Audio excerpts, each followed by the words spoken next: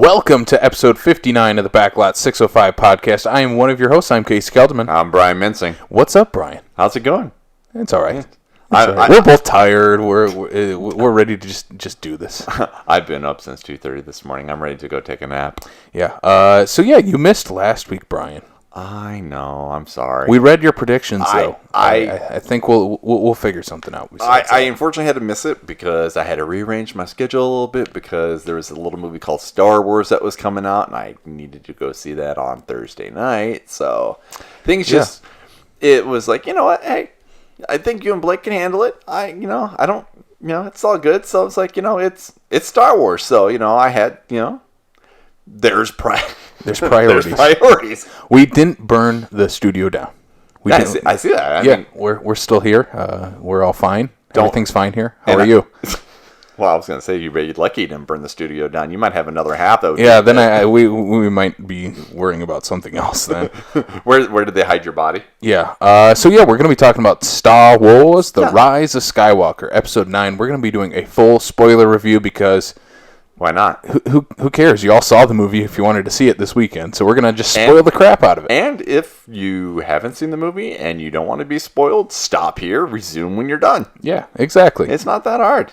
I'm sure you probably didn't even click on this video or podcast if you hadn't seen the movie, because that will be the title of this. Because it will say spoiler. Spoiler review. Spoiler. So that'll be our main topic for today. We both went to the Thursday night screening. We'll just talk about the whole experiences in general, because I think that's part of going to a Star Wars movie. And the aftermath that was after the Star Wars movie. Yeah, we'll get to that.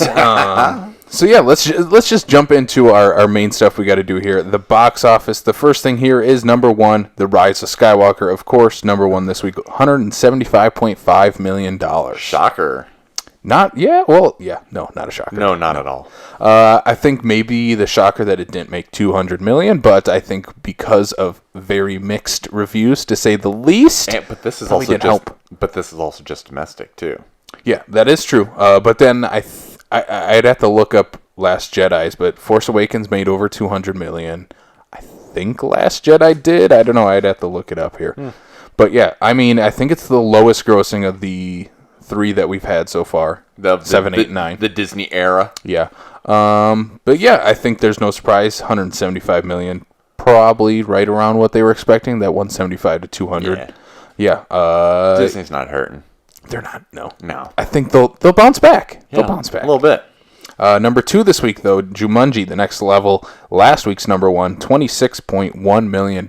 Pretty good second weekend out, opening up against Star Wars. I mean, it's pretty much the same demographic that would be going to Star Wars. I mean, that, and we've had a few movies these last few even weeks here that, before the big names started hitting the theaters, that, they're hitting first place, but they only hit it like 17 million. The fact that Jumanji is going up against Star Wars and can still almost net 30 million is pretty impressive. No, that's a pretty good second weekend out. I think it goes to the fact that maybe people were burned by the last couple Star Wars movies or don't care anymore. And they want to see The Rock and Kevin Hart. And I was going to say, people want to see The Rock and Kevin Hart. Absolutely. Yeah. I was one of those. I saw that this weekend. Yeah? Yeah.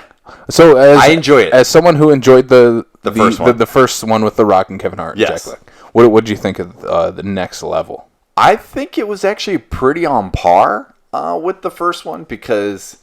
it wasn't necessarily another rehash. They put a spin onto it. They incorporated new characters and new people to keep it a little bit fresh and whatnot. We've got the addition Danny DeVito, Danny Glover, Awkwafina.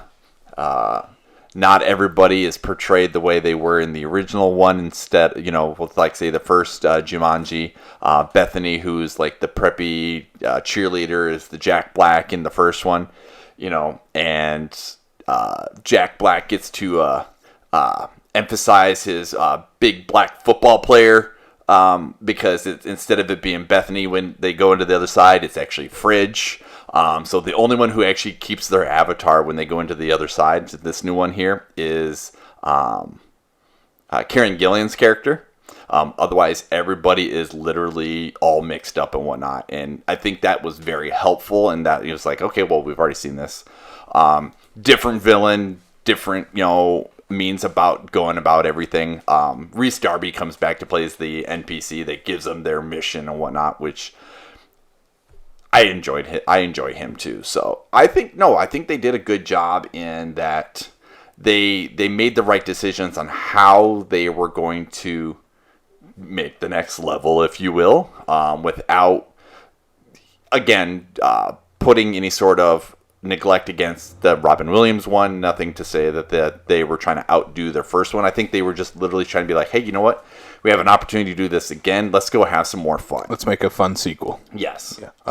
Another sequel that we got here, number 3, Frozen 2, $12.3 million. How's Frozen 2? I don't know. I didn't watch it. I know. Neither have I. I'll get to it eventually. Yeah. I mean, I don't think I've watched the first one beginning to end. I know I've seen the entire movie, just in parts. Yeah. But and that's the way it is in my house here. But I've also got 2 boys, so they were in a little bit of a Frozen phase for a little bit until they started getting into Cars and Toy Story, other Disney franchises and whatnot. And so it's like I don't have the demographic in my house to go see Frozen 2. Eventually, it'll be seen in my house, but just do you have the demographic to go see our number 4, Cats? No. $6.5 million for Cats. Your boys don't want to go rush out to see Cats. I don't even want to go see Cats. No one wanted to go see Cats. I enjoy a good musical. I enjoy musicals, whether it be theater or whether it be a movie or whatever the case is. This is a very established property that's been around for decades. And when I heard they even announced it, I immediately went, no. It's one of those ones I don't think it needed to be made. No, we didn't need a CGI motion capture-esque film of Cats and that is now apparently not even finished because they have announced that they re-releasing, I guess, the movie this next weekend with enhanced motion capture. Whatever, who cares? It's going to continue to bomb. There's just some people that they got in that movie. I'm like, how big was that paycheck that they wrote them to get them to say yes? Maybe Judi Dench was a fan of the musical. Elba is just be like, I got a musical career. I know that, but you don't need to do Cats. I don't know. This movie's, I haven't watched it. I've not heard any good things about it either. Well, I think if I remember correctly, when the review embargo lifted, it started at 9% on Rotten Tomatoes. It's up to like 20 something. Like I get that. I try to stay more to the not the critic side, but the audience side and whatnot. But even for the sake of critic size and whatnot, you still have to at least take into account that not everybody liked that. Like, you have to still keep that in consideration. 19% right now, 62 audience. That's a lot of old ladies going to go see Cats. Let's go watch Ian McKellen as a cat. Let's go watch Cats. I hear that Taylor Swift gal's pretty cool. The young kids all like her. Let's go see her as a cat. Number 5, Knives Out, $6.1 million, rounding off our box office. Hey, I like that it's still sticking around. Well, I think that might be some people are like, yeah, I'm not into the Star Wars. Let's go watch a Rian Johnson sequel. Yeah, the sequel. It's a sequel. To what? To The Last Jedi. Probably has the same amount of continuity that Rise of Skywalker has. No, this actually has a lot better continuity. No, I mean from Last Jedi to Knives Out. Easy killer. Careful there, man. Yeah. Last Jedi to Knives Out probably has better continuity than Last Jedi to Rise of Skywalker. Gotcha. Yeah. There you go. All right. So, yeah, that's the box office for the week. Let's jump to the news. We got some new trailers here. I hope you watched at least a couple of them here. Did I watch that? I don't know. Did you? Let's start off with Top Gun Maverick. Yeah, of course I did. What'd you think of this trailer? We get our first full look at the Tom Cruise sequel. Tom Cruise returns as Maverick, joined by Miles Teller, John Hamm. Number one, I enjoyed the trailer. It was very, very, very Tom Cruise / Top Gun-esque, and it looks exactly what I'm expecting to see out of Top Gun. I did just see a quick little behind-the-scenes thing about Tom Cruise talking about the kind of efforts that they went into making this movie, because they have some of the best fighter pilots in the world that were helping them with this part.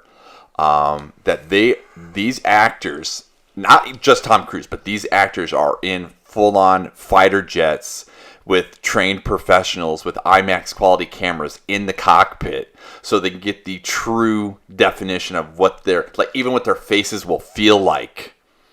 So I'm like, the fact that they're going through that kind of effort, that these actors who probably have never been in a plane outside of traveling, the country or something like that, are literally pulling like 4Gs banking and whatnot, and I'm like, okay, he's putting a lot of true effort in this, and he's not just half-assing it. Granted, it is Tom Cruise, and he doesn't typically half-ass it. I think they're half-assing it. Really? In the story. This trailer looks like it's just Top Gun again. You get the beach scene, you get fights, you get Miles Teller even has a mustache as Goose's kid. I'm like, this is the same movie. I think all the technical stuff looks really good. Yeah. I'm excited to see all the dogfights and all the technical aspects of them flying these fighter jets. But I think the story, it looks like Top Gun, which is disappointing to me. I mean, if you're going to go full Top Gun, where's some Kenny Loggins danger zone during this trailer? I mean, come on. We don't know yet. We don't know what they're doing yet with that aspect. mean, there's even shots that are straight out of Top Gun, where Tom Cruise is riding the motorcycle. You see the jet, and he throws his fist in the air. I'm like, that's the opening from the first movie. Yep. Tom Cruise with a hot lady on the back of his motorcycle. I'm like, that's from the first movie. Beach volleyball. That's from the first movie. It's the same thing. I hope the movie isn't that. I hope they're just throwing the nostalgia stuff into it to say, hey, you guys like Top Gun? Come watch this new one. And then we do something completely different.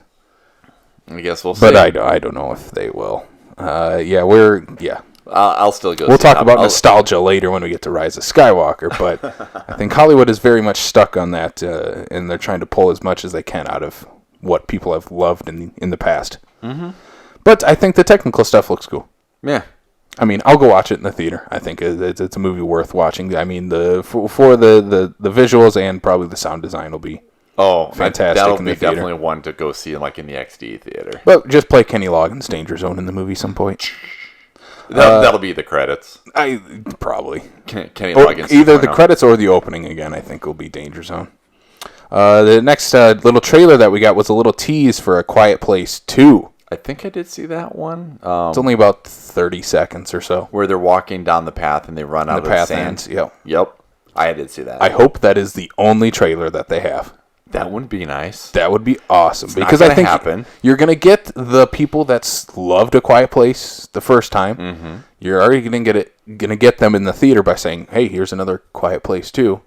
I think just leaving it at that, because going into the first A Quiet Place, I mean, it's better not knowing anything that's going on.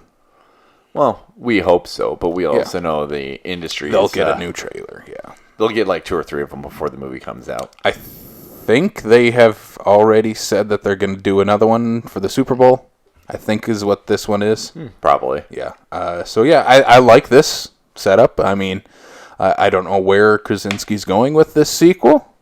I'm excited for it, though. It's Krasinski. I have faith in him. The only thing I'm a little worried about is they didn't bring back the writers from the first one, and Krasinski took over the script himself. So we'll see how he does going solo. I mean, But he's written stuff before, though. Yeah, and he helped on the first script, but I think it'll be a test for him to... This is his, this is technically his first... This is my script and my movie together. Yeah. So it'll be a test for him. I think he proved himself to be a very competent director with A Quiet Place 1. So I think I'm still excited to see what he does with this one. Definitely. Here comes the big news for the week, Brian. No. I don't know. I don't know what people think of these movies, but I think we just need this in our culture right now. You need this in your culture right now. I don't. That is Jackass 4 is coming to theaters in 2021. When was even Jackass 3?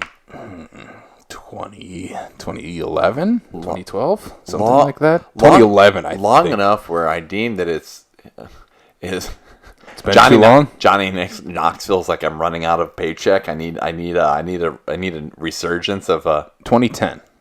So it'll be over a decade. Yeah. Well, is this like his version of Bad Boys 3? They want to. I think they all just want to die on a Jackass set. I think that's what it is. Maybe. No, I think Steven wants to show off that big old tattoo of his. of himself. Yeah. I think we just need this right now. At least I do. Jackass. I've never even seen the other ones, and I don't. Have you watched any Jackass movie? The closest thing that I've ever got to watching of Jackass is watching the Ben Margera show on MTV. You need to watch Jackass. Why? Because it's not. It's. I don't. It's really hard to explain because there's nothing else like Jackass. If you're just looking for stupid, dumb fun where a bunch of friends pull pranks on each other and do stupid shit, this is the movie for you. I can go to YouTube for that. Well, this predates YouTube though. I mean, this is what I grew up on Jackass for one. We watched, me and my cousins and stuff. We watched the first two on repeat all the time, and we watched the TV show, the short-lived TV show that they had, I think, on MTV. But yeah, I love Jackass. I just find it hilarious. It's just stupid, dumb fun. Nothing more. Of course, you're not going to win any awards except Dirty Grandpa did get nominated for an Academy Award. Yeah, how the hell did that even happen? Because it actually has pretty good makeup in it. I suppose if you need to be able to fool real people. And Dirty Grandpa's not that bad either. It's a very experimental thing to combine Jackass with an actual narrative. True. And I think it actually kind of worked. Have you seen Dirty Grandpa? No. Is that what it's called? Bad Grandpa. Bad. Bad. One of them's the Robert De Niro, Zac Efron comedy, and one of them is Johnny Knoxville. I think the Dirty Grandpa's the De Niro one. Yes. Yeah. So Bad Grandpa. Yes. Bad Grandpa's the Johnny Knoxville one. Yeah. That's right. Yep. Too many grandpa movies in a short period of time. Can we get Robert De Niro and Jackass 4? No. Will he do it? No, probably not. Jackass. I just find all three very fun. There's nothing more, nothing less to them. You get what you get at face value with the Jackass movies. All right, I'll give you that. Yeah. If you haven't watched them, Brian, I at least recommend the first one. You literally just used my whole idea of the whole popcorn movie. You go to a movie, you watch a movie like Six Underground because you know exactly what you're getting. You just literally spun that on me. No, because Six Underground tries to build a narrative, like those type of movies. There's no narrative. What I'm saying though Jackass. what I'm saying is you're going into Six Underground knowing that it's plot holes. It's the Michael Bay movie of Michael Bay movies is what I'm saying. You're going to go into a Jackass movie knowing you're going to go see a Jackass movie. You're not going to go see award-winning anything. Besides Bad Grandpa. Yeah, so what do you guys think of this news? Are you excited to go see any of these movies? Are you excited as much as I am for a Jackass 4? Are you as excited as Brian is for a Top Gun Maverick? I will go see Maverick before I go see Jackass. If both were in the theater at the exact same time, I would go watch Jackass 4 before Top Gun Maverick. And I'd go across the hall to Maverick. Yeah. So, let us know what you think of this news that we got going on. But without further ado, let's jump into it, because that's the end of the news that we got here. Yeah. We went to Rise of Skywalker. I did take some notes here. You did make some notes. Look at that. I mean, here I was thinking, boy, I'm going to try to do this off the cuff, but... No, I got... That'll help.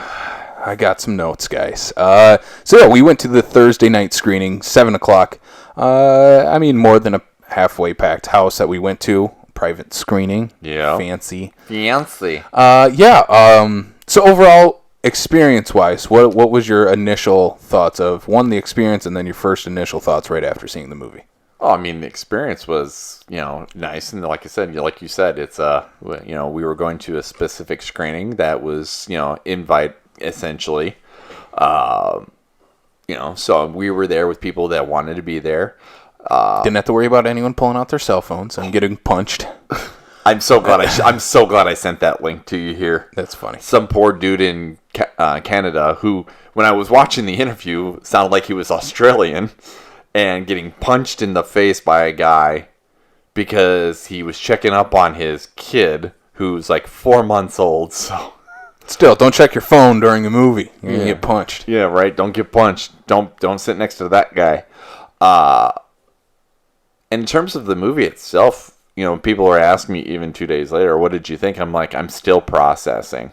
Heck, it's been a few days now. I'm still processing. I've actually had to bounce it off of, a few people who have seen it, and even a couple people that aren't going to see it and don't care, whatever the case is, just to get that conversation moving so I can try to wrap my head around a few things. Yeah, we haven't really discussed it besides initial thoughts. Really, I think did the same thing. I watched some people that I take their opinion at face value off the internet, and some reviewers that I watch and stuff, and I watch those and their spoiler reviews, and I try to stay off Twitter because Twitter's just a shit show if a Star Wars movie comes out. But yeah, I took some of those and tried to help process what I was thinking, because I got asked immediately the next day after I watched it by 3 different people. So how was Star Wars? And I immediately said, I don't know. Right. And they're, what do you mean you don't know? I don't know what I think yet. And the part that's funny is that we're seeing all these people that are very divided about it, in almost in the same vein that they were with The Last Jedi. But I at least walked out of The Last Jedi going, it was different, but I knew that I enjoyed it. This one I got done and I'm like, I don't know. See, I walked out of this one the exact same I walked out of Last Jedi, but for different reasons in the movie. I walked out of we talked about this, and you're like, why didn't you clap? Because I clapped a couple times watching Force Awakens, and at the end of Force Awakens, the first couple times I watched it, I clapped, because I'm like, all right, this is where we're going with the story. Finally, we get to Luke Skywalker. This is what's next. Yeah. And then Last Jedi, and now Rise of Skywalker, I felt nothing at the end of both of those movies. I felt nothing. So should we just jump into what we got here? Let's give it a go. All right, so we will be spoiling the entire movie. The living everything out of this. Yes. So let's start with, because I wrote down the good and the bad. Where's the ugly? It's in there somewhere. Let's start with the bad, because I want to end on the good, because this episode comes out on Christmas, so we got to at least keep in the holiday cheer. The holiday cheer. Okay, so I ask you this: if you're going to start with the bad, does the movie live up to the title? No, I agree. For the sake of this movie, with the title that it is, it did not end the way I expected to. It did not end the way I wanted it to, and the title I completely think is forced. No pun intended. Yeah, that's one of the things I have in here. That we'll get to what that means, I think, a little later. Yeah.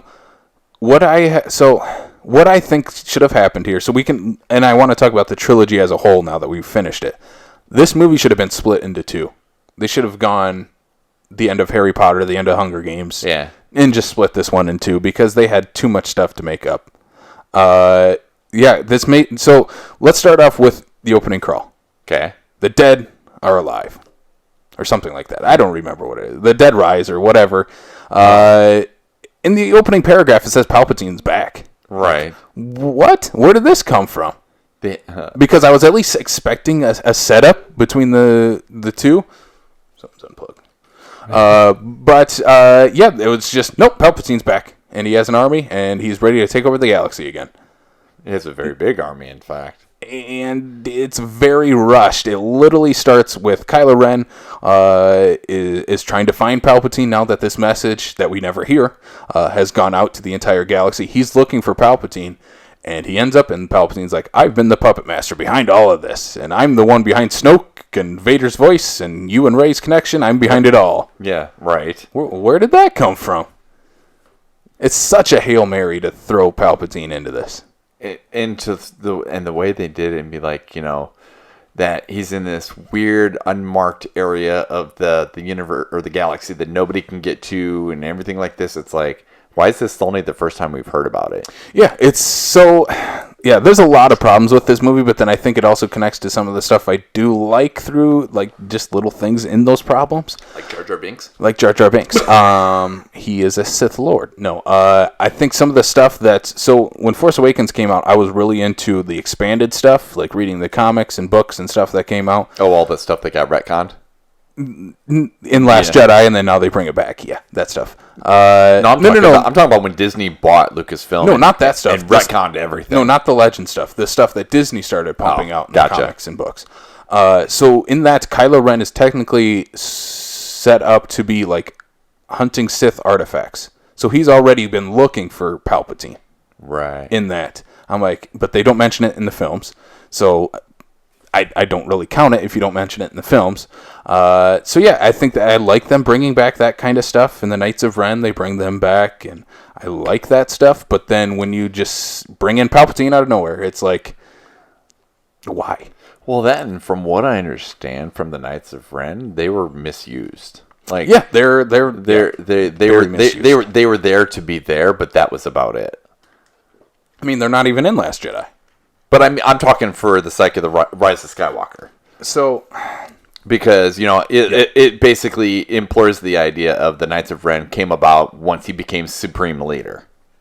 yeah, it's so the Knights of Ren are supposed to be like this cult of like people that worship the Sith, is what I understood from when I was reading those original, like the comics and stuff like that. I need my buddy Tyler here. He would just be like, no, this is what it is. I don't think Disney knows what it is right now. Especially after watching this movie. Yeah, the Knights of Ren are technically supposed to be Kylo's the leader and they're the followers. Maybe implied that they're some of the Jedi that he took when he left Right. Luke's Jedi Academy, and I mean, that is a little bit implied in regards to the Last Jedi. Yeah, but they don't explain it. I feel this movie is very rushed, yet they over-explain a lot of other stuff. It's a lot of dialogue. Hey, this is what we have to do to stop this, but then we don't explain some other stuff that we've also set up throughout the movie. Yeah. One thing I do not like, and then this gets into more of the Palpatine stuff, I do not like Rey as Palpatine's granddaughter. Again, it's not needed. Okay, so I actually thought that's one of the things I thought about here the other day, and that is basically we don't know who Rey's parents are throughout this entire thing until this comes up, and we determine that he's the granddaughter of Palpatine. Ergo, whether it be the mother or father, is a direct descendant of Palpatine. You're telling me this entire time he wouldn't have been basically having an evil child, that somehow they're good enough to try to save their daughter and dump her on a junk planet. Like, I don't get that connection.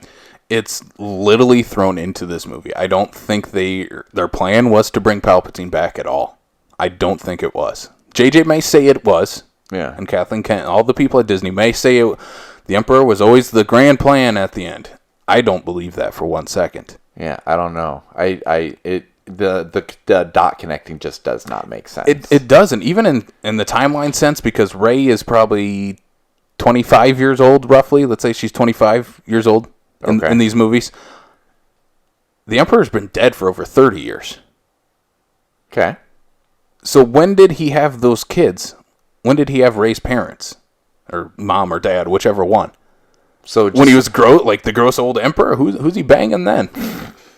Well, I mean, if you think of it here, I mean, just for the sake of math, if you will, here, if she's like 25, then that would have been 25 years ago, and say their parents are 25 at the time when they dump her off and whatnot.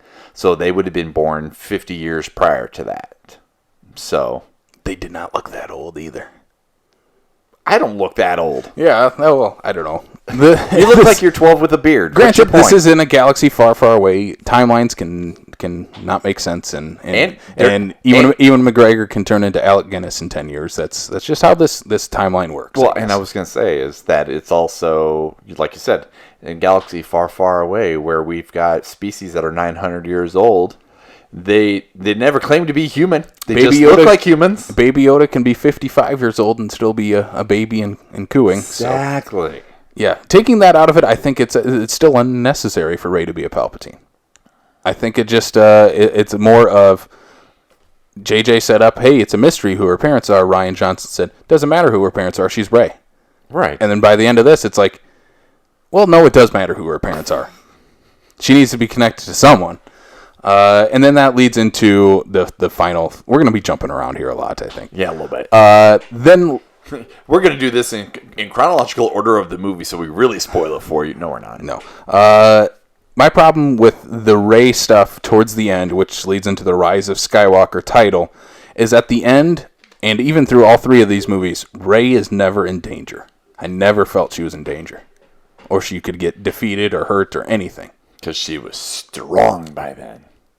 But in any of the movies, I'd never felt her in danger. Yeah. I don't like that. Luke gets his hand cut off. Anakin gets his hand cut off. You know, Han Solo gets frozen in carbonite. Like, our heroes are constantly in danger in all the other movies. I never felt her in danger. We love Even that. Finn gets cut in the back. I was gonna say we leave that up to Finn and Poe.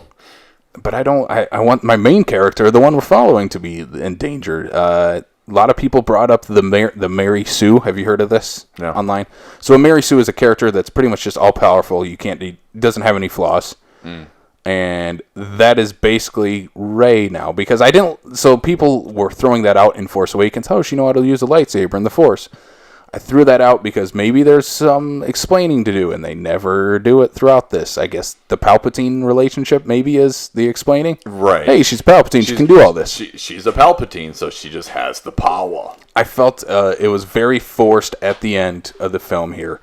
So when we get to our final battle, Palpatine has restored his body to look like Palpatine from Revenge of the Sith, pretty much. Yeah. And he's like, I got unlimited power. And he basically takes the life force of a teamed up Rey and Kylo Ren, which we'll get to Kylo Ren's turn eventually. And he takes their life force, restores his body, takes out Kylo Ren like a bitch, and Rey stands up to him, and she has all the Jedi behind her, and he has all the Sith, and which makes no sense. But I felt that was really forced, having all the Jedi behind Rey, because I'm like, she's only met one of them, Luke. She doesn't know who Yoda is or Obi-Wan. Like, no, but I think it's more of the idea of the Force, is as opposed to saying that I have all the light side, and he's got all the dark side. Yeah, I get that. They had to give it a name. I get that, but I honestly, if they would have done that with Ben Solo, Kylo Ren, I would have been more for it, because it actually makes sense. He's been studying them. He knows all them. He has the lineage to Skywalker. Right. He knows the history of the Jedi. I mean, Rey's been reading books, I guess. I don't know. She got a hold of those. Leia's been teaching her, apparently. But yeah, I would have felt more if it was Kylo Ren stood up to the Emperor and said, Rey, you can't beat him because that's what he wants. I will beat him. Right. And he has to be the one that fights him. I think that would have been a better arc for him. And it would have been better for the title that they chose. Yeah, I think that's another thing. That's so he pretty much gets taken out of the equation. Rey technically dies fighting Palpatine and defeating him. Yes. He takes his life force, gives it to Rey, and then they kiss, and then he dies. I don't like the kiss because he dies. If they kissed and he lived, I think it would have been better. Well, and it was funny. I didn't even think about this until after my cousin brought it up Thursday after we saw the movie, is that the whole life force thing. Mm-hmm. Tell me prior to The Mandalorian releasing on Wednesday that was a thing. I didn't watch that episode yet, but I think it's implied. But it's implied that Jedi heal a lot faster. Yeah, but that wasn't a matter of that the Jedi heal faster, not that the Jedi can use the Force to heal. I don't have a problem with it. But I mean, what I'm saying though is I don't think it's really been brought up before. I think it's been brought up in probably like older legend stuff that doesn't count anymore. But I don't have a problem with it. I think it's a cool new ability that, because they, at least in the new trilogy, I guess in all of them, they've introduced new Force things every time. Midichlorians. Well, yes. We don't talk about the midichlorians. But like the Rey and Kylo Ren like can speak to each other and kind of know where each other are through like. Well, yeah, because the Palpatine was doing that. Remember? Yeah, I don't know. But I don't mind the Force healing. I being said it was something that it seemed like it was something that was introduced and brought in new, just for the sake of being able to figure out how they were going to end the story. Yeah, I at least like that they set it up in the movie. Right. I think that it at least works, that she sets it up and she helps heal this snake-looking slug creature. Yeah. And at least sets it up. But I don't mind it. It's definitely not one of the problems I have with the movie. No. The reason why I have a problem with it is because of the way they ended it, because of, like I said, the title, and like once you see it used, and Kylo turns, that's when you're like, okay, now I understand the title. It's where I'm thinking it's going. You get to the end, you're like, you have to be kidding me. It feels very forced that Rey is the main character by the end of this. Doesn't it? Well, yes. And also, I like Rey, though. I do like Rey. And on top of the fact that you get to the end, the whole Skywalker thing, we see some Force ghosts, and freaking Kylo is not one of them. Okay, so let's get to that. Let's get to that quick, because that was the next thing I was going to bring up. So the movie ends with Rey is back on Tatooine. She visits Luke's homestead. There's no skeletons of Uncle Owen and Aunt Beru, which I was disappointed in. But It's been a while. It's been a while. They're probably covered in sand now. Considering how when she had to slide down, Yeah. they're probably like 4 feet buried. Yeah. Right where she buries the lightsaber. It's right there. So she buries Luke and Leia's lightsabers underneath the sand, Because implying that because she all of a won't sudden need him. Leia has one. I like that. We'll get to that. And it ends with someone coming up to her and asking, "Hey, who are you?" And she says, "Rey." And she looks over and she sees Ghost Luke and Ghost Leia. Yes. Skywalker is my last name. And I'm like, no, it's not. No, it's... I think there's two more powerful endings that would work than that, calling herself Skywalker. One is just saying, I'm just Rey. And that would have been more powerful. Right. To say, it doesn't matter what your lineage is. I could have been a Palpatine, a Skywalker, whatever. I chose the path of the good side. I'm just Rey. Yep. Or it could have been, I'm Palpatine, and I'm good now. Like, Palpatine is a good name now throughout the galaxy. Like, a Palpatine defeated the Emperor. You hope, anyway. It would have been a big FU to Emperor Palpatine to be like, oh no, now my name is the face of good. The face of the Jedi. Yeah. I think that would have been, either one of those would have been a more powerful ending. I would have liked her just saying, I'm Rey. I would have liked to see, Kylo Ren live and he be the Skywalker because it's his lineage. It's his name, basically. I wouldn't have minded if both of them were there at the end. Yeah, exactly. Yeah. I that's where I was thinking that they were going to go with it, is that Rey saves him after she stabs him into the stomach, and I'm not too worried about the fact that he's like, oh, I'm going to go to the light side now, because you can see, Adam Driver does a very good job of implying it just in his face after Rey saves him. So that's something they've implied in all three movies, that he doesn't like being bad. He's really being torn this entire trilogy. Yeah. Like, he doesn't like killing Han Solo.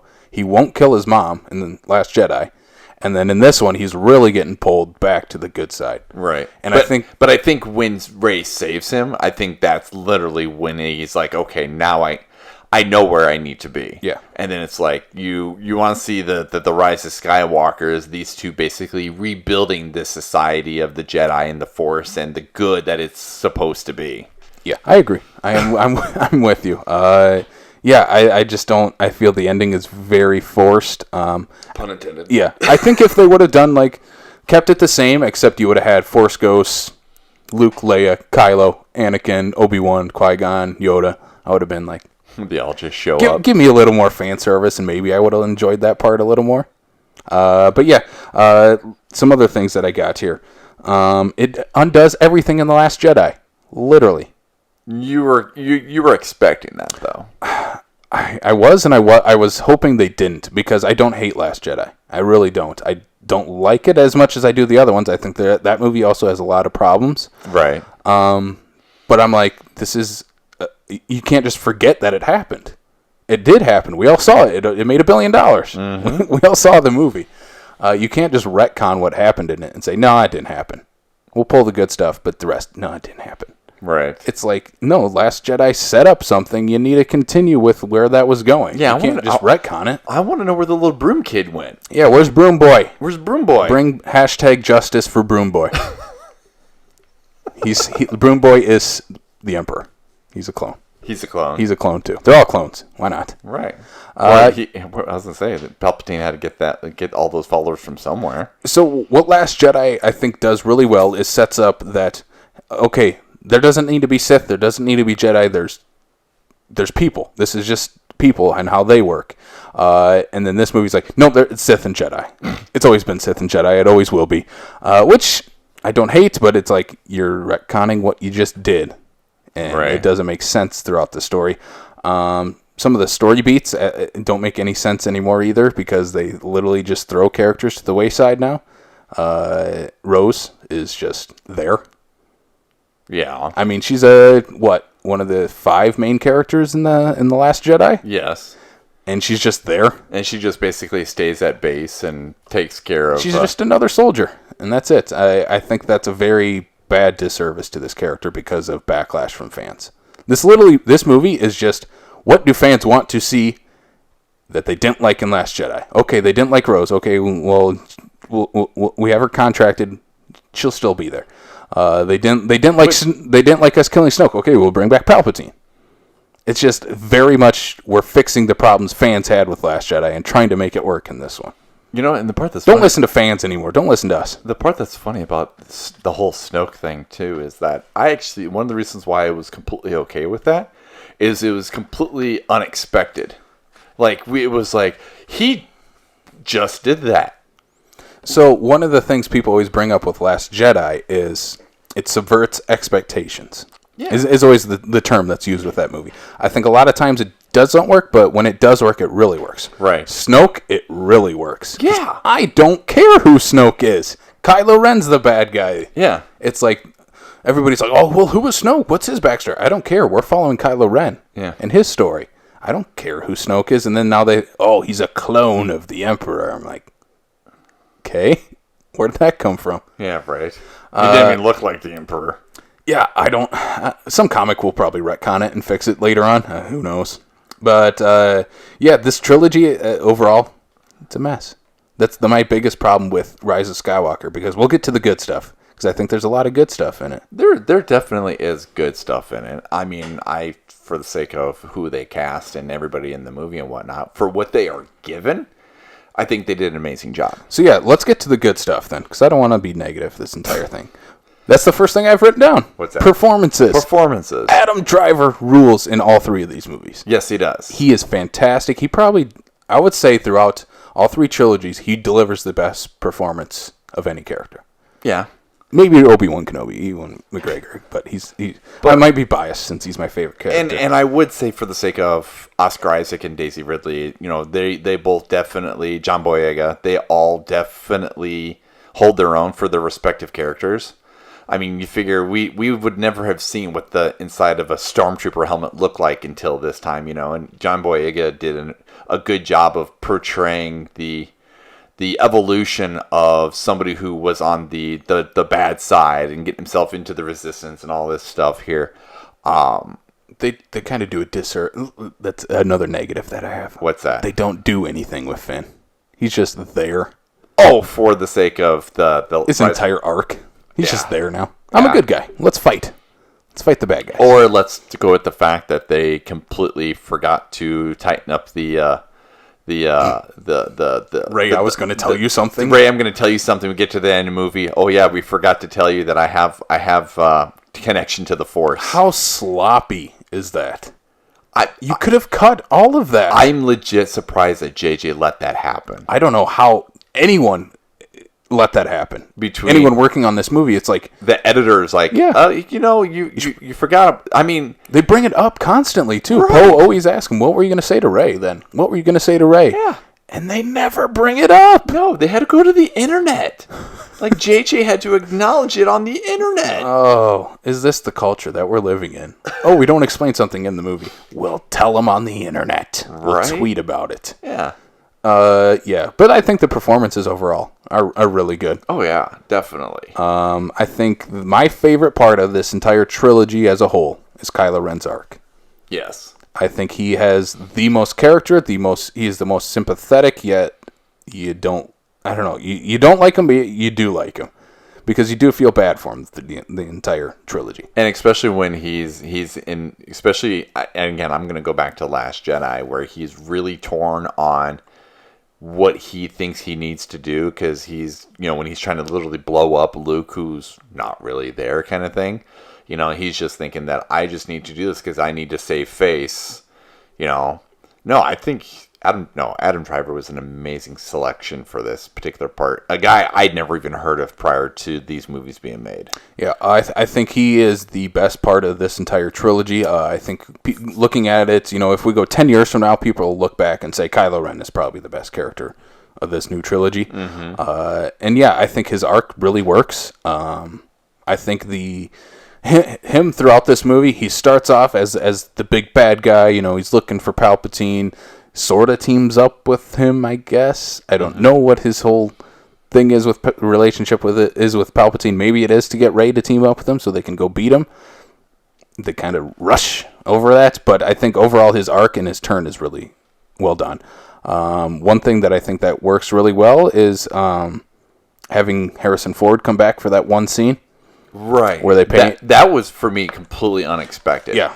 It was very well put together for that particular part. I mean, that, again, was also the kind of the turn for Kylo Ren outside of Rey, saving his life. But that, he was able to find acceptance and peace. I think both of his turns involve more so his father, but his family in general. I mean, him in Force Awakens when he says, "I don't know if I have the power to do this," and he kills Han right there. That's his turn to the dark side. Right. And now him seeing his dad and saying, "I don't know if I have the power to do this." And yeah, I think it's a really strong scene. And then I think this is the best way to use fan service and callbacks is when he's trying to muster what to say to his dad. He's like, "Dad."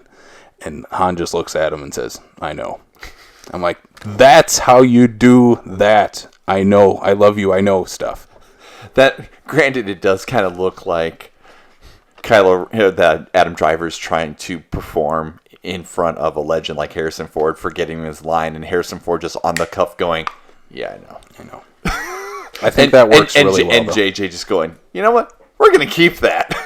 No, I think that was all scripted. They probably said, "Harrison, can we get you for a day? Here's $5 million. Oh, he didn't get $5 million for a day. He got more than $1 million. He probably he bought a new house with what he got in this movie. He probably got some percentages on the back end, which is probably a lot of money. Yeah, so I really enjoyed Kylo Ren's arc. One of my favorite things involving him and Rey is their Force connection stuff. Yes. I like that setup in Last Jedi, and I like how they explore it in this one. I like how they were able to really interact with each other. And the transitions that JJ made between the location, the environments that they're and the locations was just phenomenal. Yeah, I think that's really great. Well, they're having their fights, and they're in different locations, and then something comes up from Rey's location, and Kylo sees it and knows exactly where she is. And one thing that really works at the end, and I'm glad that they paid off the connection stuff, is when Rey is about to strike down Palpatine, and Kylo is facing off against the Knights of Ren, and they're in two different spots of this location. With the lightsaber. Puts the lightsaber behind her back, and then Kylo Ren pulls it out. I'm like, "Yep, that's a clap-worthy moment." Yes, but you didn't clap. I didn't clap because by that point you were grumpy. By then I'm like, I feel nothing. I have gone to the dark side. You're on the dark side. No, I that's why I'm more frustrated than mad with this movie, because there's so much stuff I really cheese out and love about it. Okay, I got, not to say that I'm going with bad, but more of your interpretation of this and whatnot. The Mole. What was your thoughts on the Mole? I didn't even write it down. I forgot about it because it's so unnecessary. I legit think that this movie had completely misused Donald Gleason. Completely misused him. I think it was absolutely hilarious when they're like, "We found the mole," poof, and he's done. But outside of that, it's like he's this whole time, that he's part of the First Order and all this Last Order, whatever order it is in now, and it's just like. He's like, "Yeah, I just want you guys to win because I want Kylo Ren to lose." I hate Kylo Ren. It's like, what the hell? He's a jerk. Gosh. Snoke liked him better than me. Gosh. That's what it felt like. Yeah. If they would have gone further with it and explained it a little more, then maybe. I hate Kylo Ren. Yeah. F him. Yeah. And then he's like, "What? You got to shoot me." So they shoot him in the leg, and then the next thing you know, it's 2 minutes later, and he's shot and dead. It's just like, yeah. I wish he would have gone with them. Right. I think it would have been a better arc with all of a sudden at the end he's flying an X-wing and he's helping out. Yeah, he's part of he becomes part of the resistance. I completely agree. That's where I was like, I think it was a total misuse of him. Like, It's like it felt like they had Domhnall Gleeson under contract and they're like, okay, we have to bring back General Hux. What do we do with him? Well, we want to have this mole throughout the film. Who have we introduced in the First Order that's not Kylo Ren? General Hux. Okay, he's the mole. right. Yeah, I mean, I thought about it earlier today, and I almost be like, God, I want to watch Ex Machina again, just so I can get a palate cleanser of him and Oscar Isaac in a good, solid movie. So there's one thing with Oscar Isaac. So they set up sort of that he has a love interest in Kerry Russell's character, who I think is a better version of Captain Phasma, to have a cool looking character that actually does sort of something. This is this movie's Boba Fett. But I think they set up like, hey, can I kiss you now? And she's like, nah. And I don't like that, because I think that line is literally there to say, no, Poe is not gay. And I don't like that. It's like, you're giving the fans everything else they want. Just give them Finn and Poe together. Like, they have more chemistry than anyone else in these movies. Like that's the kiss we wanted to see at the end. Not Kylo Ren and Rey. Finn and Poe. And there is the whole, Twitter, Facebook, wherever the case is, the whole backlash about the whole same-sex kiss or whatever at the end of the Which movie. one? It's a joke. I saw it for a second. Yeah. Well, that's just it. It's literally a second. Like, we are literally spending our time and energy. We're spending our time and energy even just talking about it right now. But it's like, really, it was on screen for all about a split second. Move the F No, I on. think people are mad because it's only on screen for a split second. From what I was seeing was the people is that it was an unnecessary addition. Screw 'em. Exactly. Give us Finn and Poe. That's what we want. Ship them. You want Finn and Poe to go old Brokeback Mountain? Yes, in the next wing. Why not? Do it. Another positive that I have, C-3PO in this movie is awesome. Oh my God. Why had they not done this in the last two? C-3PO is a vital part of this group. The group. Yes. The people that we follow. And having him be an actual character in this movie is great to see again. And have a part in the storyline and how they resolve the issues that they have is great. Yeah, I've got all the text in my brain, but I can't tell it to you. It's against my programming to relay Sith messages to you. It's like, yes, give us more C-3PO. Why is that so hard? And I like the way that they did that, too, in terms of, it's not that he didn't want to tell them, it's that he was programmed that he couldn't, because if he did, then it would wipe him. Which was fascinating. I love that idea about it, and I like the fact that, like, yeah, we're going to back him up to R2-D2. We can't guarantee the backup will actually stay. That leads into a sort of problem I have. Why isn't R2-D2 with him? He was with Poe, wasn't he? He's not on the mission, though. Like, in the mission through the first half of the movie, he's not with them. He's still hanging out with Leia on their resistance base. He's too slow. I don't know. They introduced this new, I don't know what the new droid is called, the one with the wheel and the cone head. He's unnecessary. He doesn't do anything. I like BB-8. Take R2-D2 along. Why not? Let him be on the mission. Let him be like he has to help. I'm glad they didn't kill either one of them off, because that's the two characters you should probably just keep alive forever. Yeah, the two droids. But yeah, bring them along on the mission. But speaking of original trilogy characters, Chewbacca. Yes. I hated that everything they did with him, pretty much. Really? In the first half. Them saying, oh no, we killed Chewie! No, he's still alive. It's like, why? You never let anything sink in. Were you upset if they would have kept him dead? Yes, because they didn't show it. I think if they would have shown that Rey is using the Force lightning and accidentally kills Chewie, I'm like, that sucks for her. Like, that's a character moment for her to grow and build off of. And, that's she killed her friend on accident.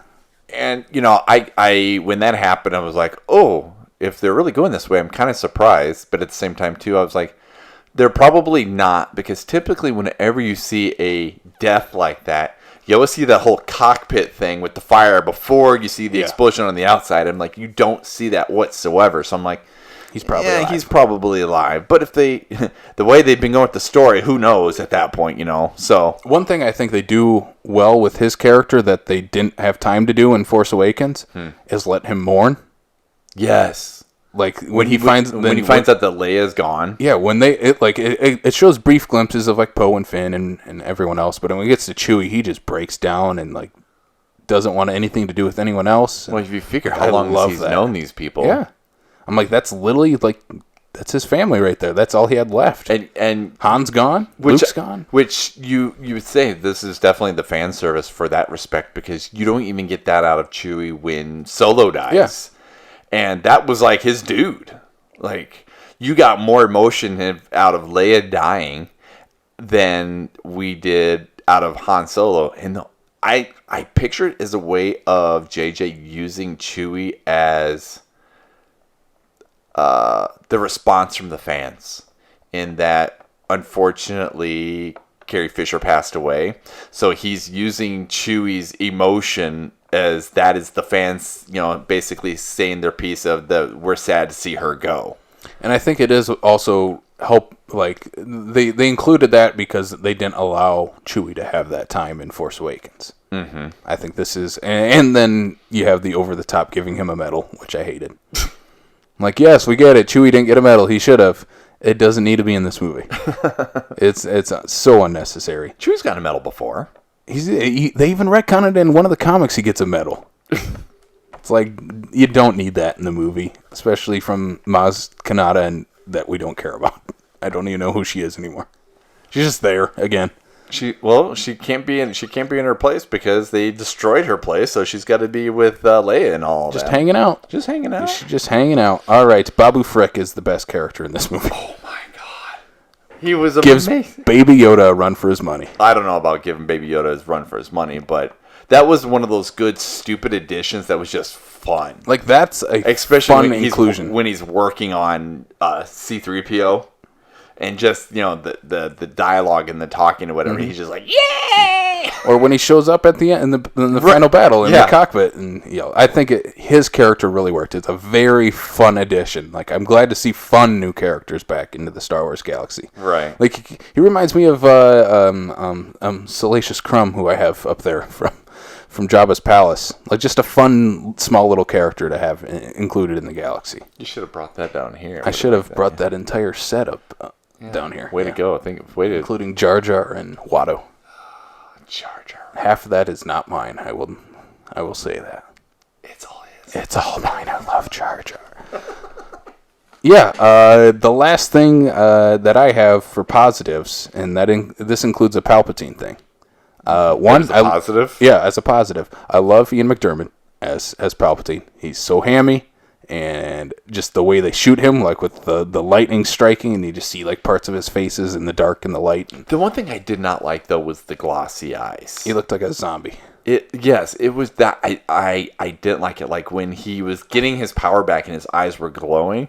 That is the Palpatine I was expecting. The glossy eyes were just it took me out of it. That's where I wrote down Palpatine's unlimited power. I like when he turns back into full Palpatine. I think it's just fun. It reminds me of Revenge of the Sith. Yeah. At the end, I think it's really cool to show how powerful he is by literally taking his Force lightning and he shoots it up into the sky. Oh, to take takes out all the ships. I'm like, that's pretty cool. We don't need. That's why I'm like, you don't need the Star Destroyer Death Stars. You literally have Palpatine stopping all the ships. I'm like, that's cool. You know, that's one thing I did kind of get a kick out of. They have all these Star Destroyers show up in all the ships and whatnot, and it's like, oh no, they've all got planet blasting, you know. Who was building those? All of those weird dudes that we just found out showed up on this little planet we didn't know about until 2 hours before that. Palpatine's cult. Exactly. I think it's a cult. Those were a lot of ships. I mean, yeah. we need to find out who those people are and bring them over here, and let's make some flying cars or something. Yeah. So overall, I think I'm still very mixed on this movie. Mm-hmm. There's a lot I love, and I think we hit a lot of the things we love. Do you have anything else that you dug? I have more bad stuff, but I don't want to talk about bad stuff. That's just it. I've had people ask me, they're like, did you like it or did you hate it? I'm like, well, is it one of the best? No. Is it one of the worst? No. Yeah, it's middle of the road for me. It's definitely a middle of the road. And I think that, and the part that's funny is I don't think it falls in line with the performers. I don't think it falls in line with the director. Because they're all super talented. I think it's all the story. Because, heck, you can't even say it's even on the editing. Literally, like, editing score. Like, everything was visually beautiful. The editing's pretty bad. It never settles. So, like, in the original trilogy and in the prequels, you actually get to sit and stop what you're doing for just 5 minutes. And just stop and talk. And explain what's going on and let characters soak in what's happening. This movie's just boom, boom, boom, boom, boom. We're doing the next thing. That's why I like the Chewie moment. Yeah. Where the movie stops right there. Let Chewie soak that in. I like when movies can do that. I think it's too much boom, boom, boom. We got to get to the next thing. Felt like they were because they were literally trying to throw 2 movies into one. Yeah. For 2.5 hours, and it very much feels like that, especially in the editing and pacing of this story. So if we would have done the Harry Potter thing and done 2 episodes, would it have been episode 9.1 and 9.2? No, I think you just say, all right, well, there's a lot of story to be told, and we just feel we can't do it in one movie. It's a very epic conclusion that we have to include, and we have to do 9 and 10. But then we threw off the numbers. I don't care. It needed it. You call episode 9 the return of the revenge of Palpatine. Well, we've already used revenge. Use it again. Why not? And then the rise of Palpatine. The rise of Palpatine and the return of Skywalker or something like that. I don't know. But yeah, they should have split the movie into 2. Yeah, it's right now in my Star Wars ranking. It's right in the middle.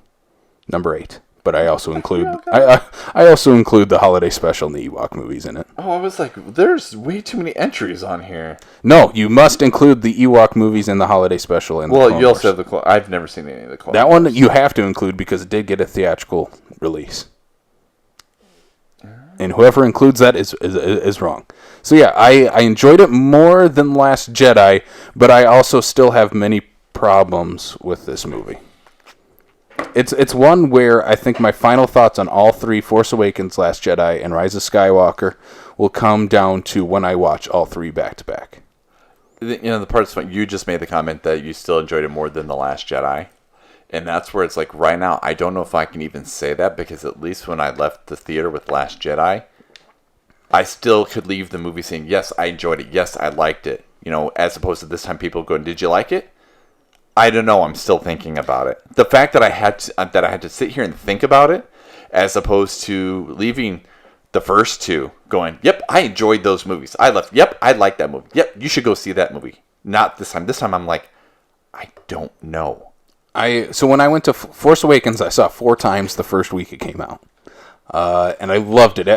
I love Force Awakens. I think it's one of the best Star Wars movies, and it is a perfect setup for this trilogy. When I left, I only saw Last Jedi and Rise of Skywalker both once so far in the theaters. And Last Jedi, I left and I'm like, I'm not excited for the next one.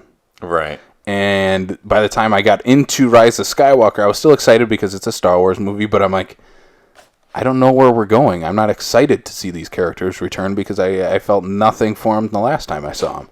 But by the end of this one, I'm like, all right, I'm fulfilled because Kylo Ren got his arc. We still got to see, I suppose, what they were trying to do with Palpatine. I don't know. It just felt very mixed at the end. I'm still mixed on this movie. So, where would you like to see, being that you are the Star Wars nerd that you are, where would you like to see Disney and Lucasfilm take this from here? From right here, I think they need to take a step back. Take a step back. If you want to focus on your Disney Plus stuff, I'm all for it. Mandalorian, and I still stand by it, is the best thing Star Wars has done since Return of the Jedi. I think it's just that's Star Wars right there to me. I know a lot of people are complaining about it's episodic, it's episode to episode, different adventure. I'm like, that's what Star Wars is. Yeah, kind of. Yeah, exactly. And George Lucas based it off these old serials where it's literally an adventure every time. So going forward, I want them to take a step back.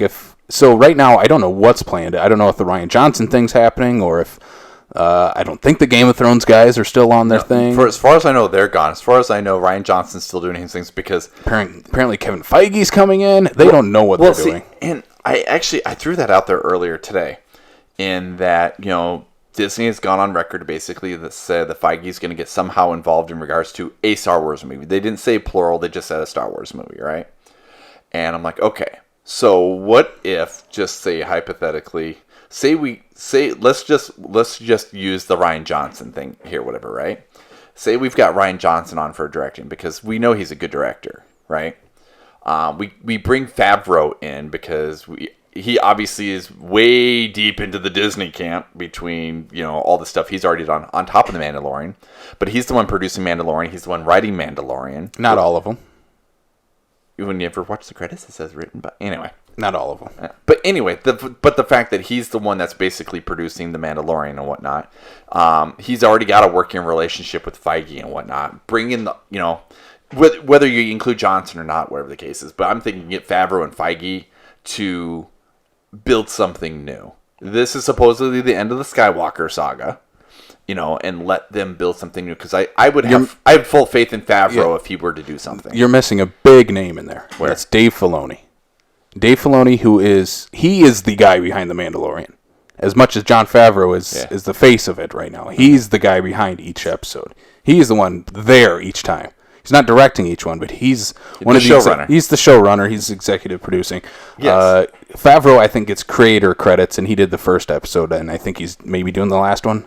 But Dave Filoni is the guy in Star Wars. He's their Kevin. He needs to be their Kevin Feige.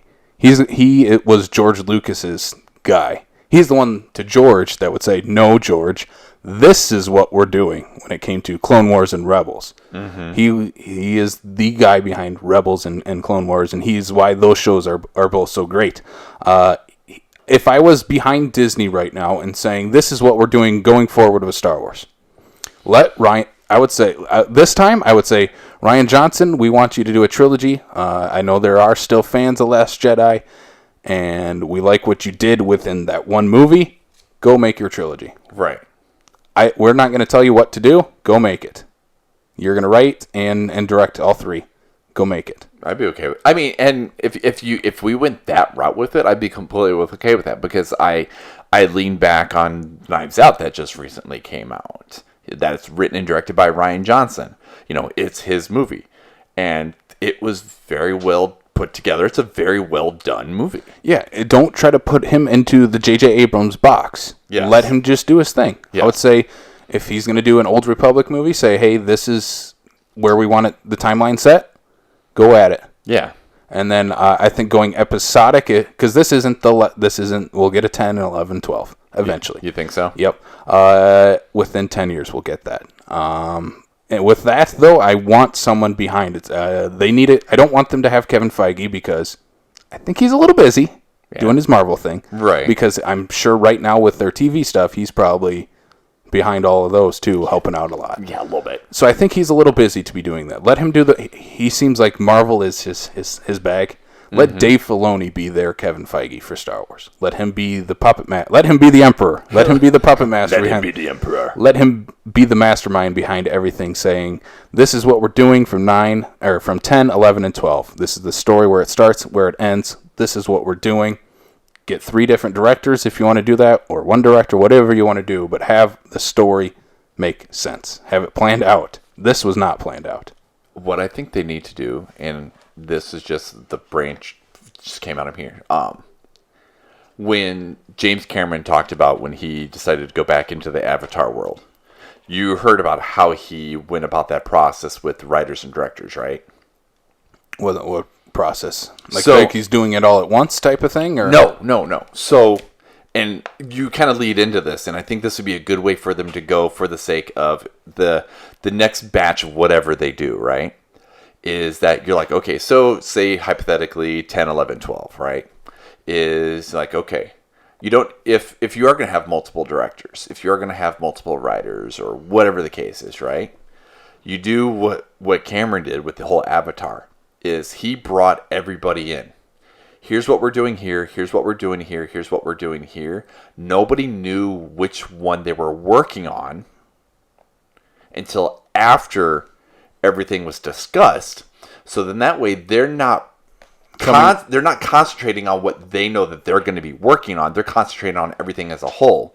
So that way when they do get to when they're working on their thing, they already know what the whole process is going to be, so that they're like, okay, well, I don't, like, say a writer, for example. Writer's not going to be like, okay, this is what I know that I'm doing. I don't care about what's happening 3 movies from now.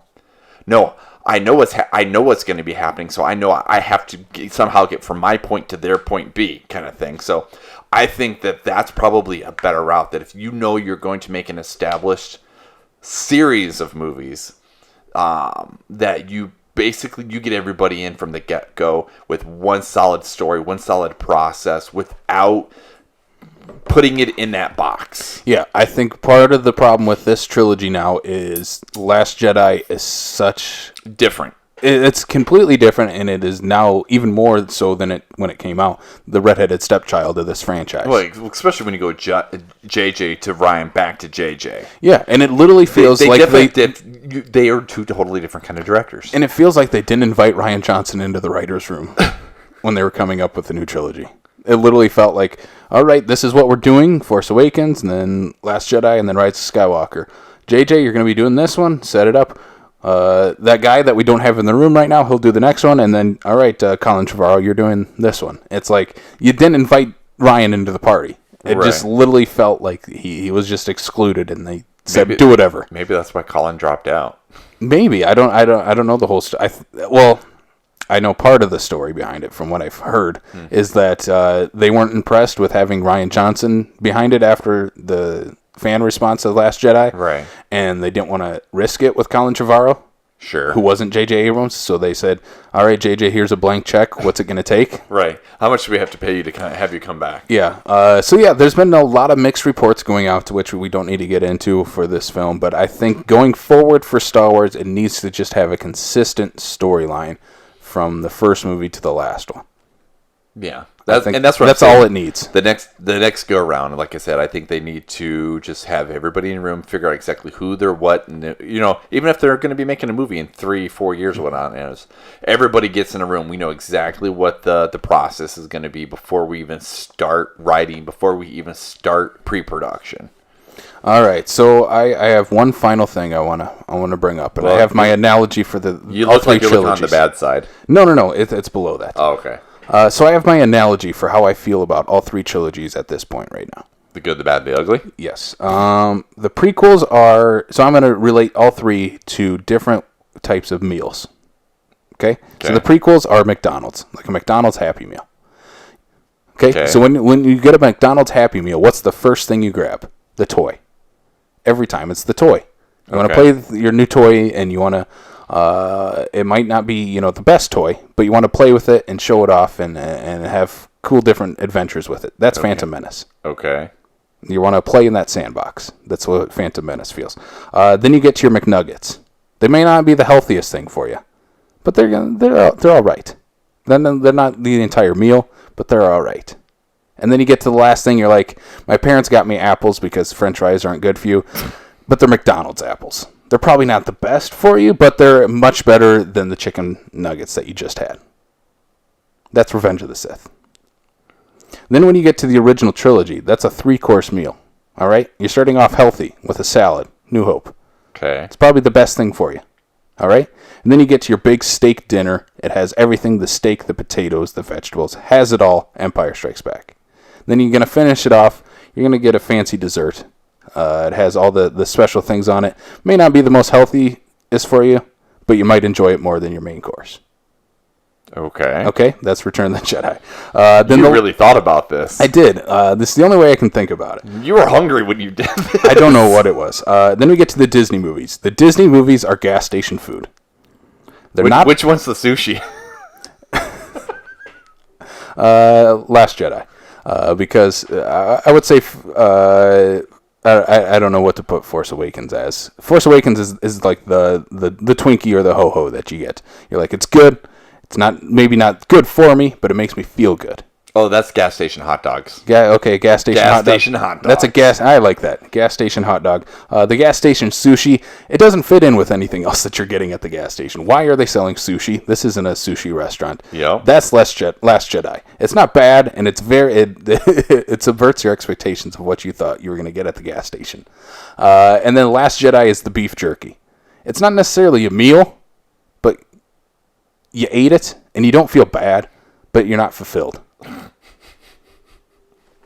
So that's how I sum up all three trilogies. And I don't think any of them are bad. It's just they're very different. So where would you put Solo in your food analogy? Solo is... I don't want to say. I don't want to say. I was about to say Solo is the shit I take after the gas station. Yeah. So I needed that. I don't hate Solo that much, but I do. Yeah, I don't know. That's the way I sum up all three trilogies, I guess. It's the best way I can put them, because I still enjoy all three trilogies. I'm going to start coming up with some different trilogies to get some food analogies. You need to do that to the Fast and the Furious franchise, see what that comes out as. That is one of those like $150 meals at the upscale restaurant where it's the tasting menu where you get a little bit of everything. That's just ordering. You're going through the drive-thru at McDonald's. I'll take one of everything. Yep, exactly. All right. So, yeah, do you have any other final thoughts before we wrap up our Rise of Skywalker review? Yeah, it's definitely a middle of the road for me. It's in terms of the expectation that is J.J. Abrams and everything. For that respect, I'm disappointed. Again, is it the worst Star Wars movie we've ever had? No. Is it the best? No. I'm kind of a little shock and awe that we got what we did with, I'm all for, hey, movies are going to have loopholes or untied threads and stuff like that. This just didn't seem finished. Very much so. Yeah, I'm feeling in the same boat. I'm still very mixed on it. I want to be as positive as I can because I still love Star Wars. I love a lot of the characters that we got in this new trilogy. Force Awakens still remains one of my favorite, one, theater-going experiences, and two, it's one of my favorite Star Wars movies. Mm-hmm.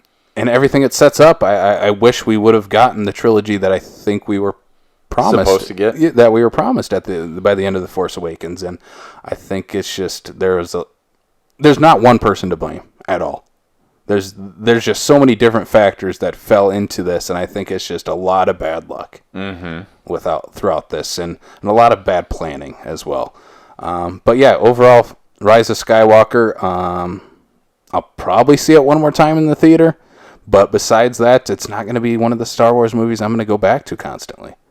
I think Force Awakens might just be the one, and I'm like, you might just go back just for the sake of rewatching everything. You're going to do it as the full on experience, not as a one off here and there. Yeah, I think that's exactly it. If I'm gonna sit and watch the new trilogy, of course it'll be included, and I'll take it at face value there. But it's not gonna be one I'm just gonna pop in every once in a while, like I do Return of the Jedi or Empire or Force Awakens.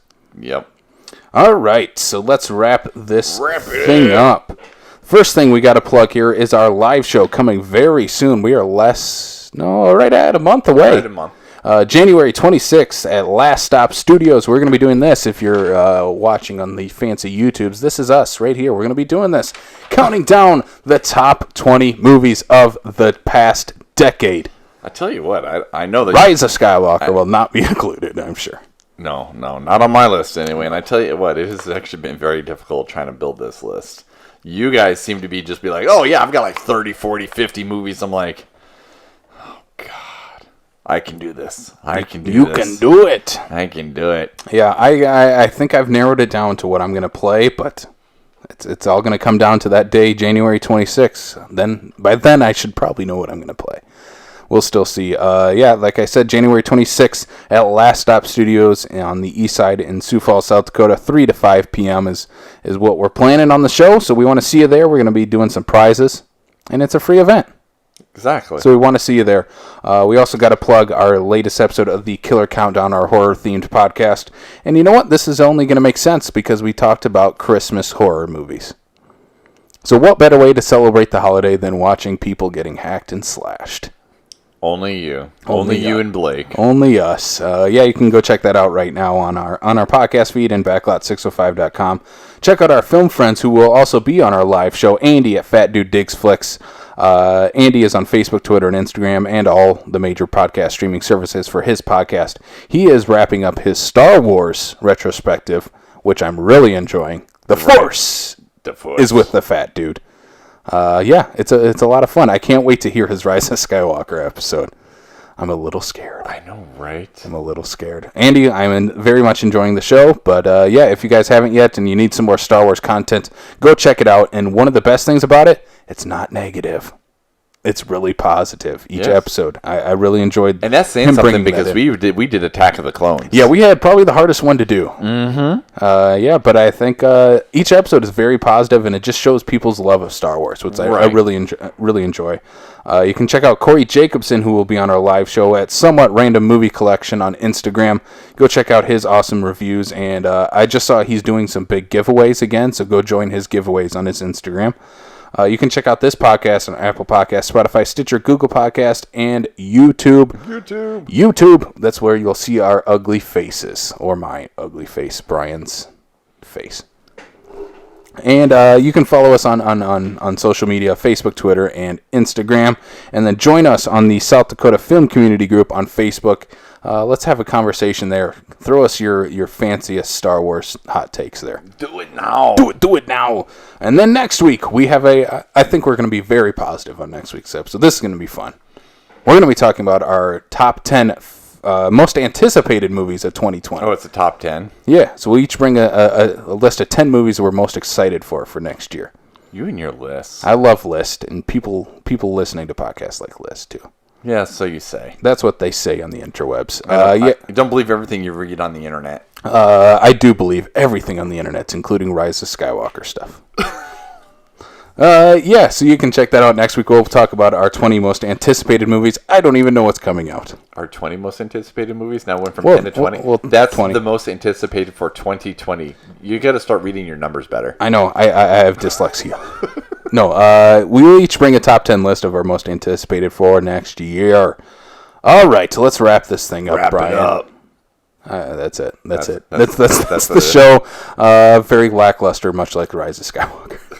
That's a very... I'll take that. I will take that.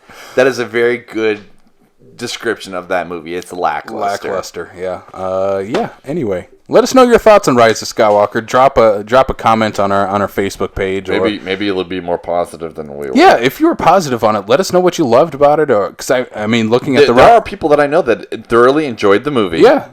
I think it's Last Jedi is the critic movie. This is the fan movie. I think for both of us, we fall between on both. Yeah, we're both like, I don't know. I don't know. They're fine. They're fine movies. So yeah, let us know what you thought of the Rise of Skywalker. And until next time, Brian, we're signing off from the We're signing off. Yes, we are signing. We're signing off from our X-wing. Our X-wing. We don't have an X-wing. We do have an X-wing. Standing by. Sweet. Yes, it's there. We're going to go fly off into 2020. Anyway, we'll see you next year and have a very Merry Christmas. And we'll see you next time on the Backlot of South Dakota.